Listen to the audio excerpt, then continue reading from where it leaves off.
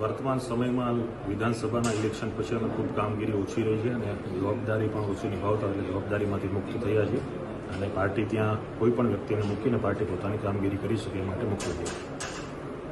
હવે પછી અલ્પેશ કથિરિયાનું ભવિષ્યની બાબતમાં હાલ કોઈ પણ પ્રકારની વાત તો મારી ફિક્સ નથી. આગામી દિવસોમાં લોકોને, વડીલોને અને અમારી ખાસ તો ટીમને મળીને પછી નિર્ણય લેશે. ભાજપમાં જોડાઈ રહ્યા છો?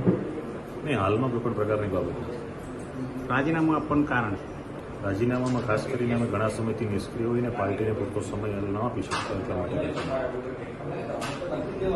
પાછલા ઘણા સમયથી રાજકીય પાર્ટીની અંદર અમારી નિષ્ક્રિય ભૂમિકા રહી હતી. હાલ લોકસભાનું ઇલેક્શન છે, પાર્ટીને કાર્યકર્તાઓની, નેતાઓની જરૂર હોય છે, ત્યારે પાર્ટીમાં કામ કરનારા લોકોને યોગ્ય સ્થાન મળે તો તે ઉત્સાહપૂર્વક કામ કરી શકે અને અમે સમય આપી નહોતા શકતા, કામ નહોતા કરી શકતા, તો એને લઈ અને ખાસ આ પ્રકારનો નિર્ણય લીધો છે કે આજે પાર્ટીના તમામ મુદ્દાઓ પરથી રાજીનામું આપીએ છીએ જેથી યોગ્ય વ્યક્તિને પાર્ટીમાં પ્રાધાન્ય મળી શકે. હવે શું કરશો?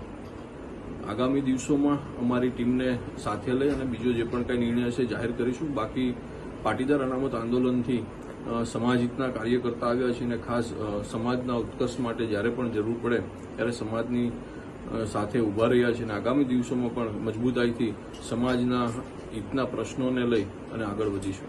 ભાજપમાં જોડાઈ રહ્યા છો અલ્પેશ અને ધાર્મિક બંને?